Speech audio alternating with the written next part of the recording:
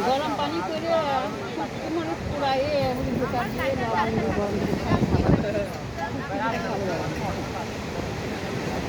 যে পাখি হয়েছিল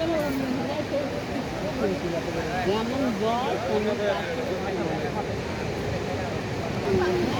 সুন্দর পরে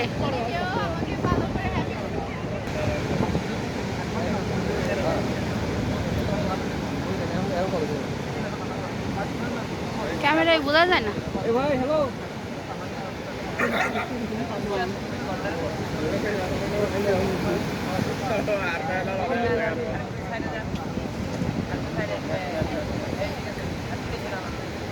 ভাইয়া ওই কোনায় বলছি কি আছে কি হবে তো কি হবে কি হবে আসসালামু আলাইকুম স্যার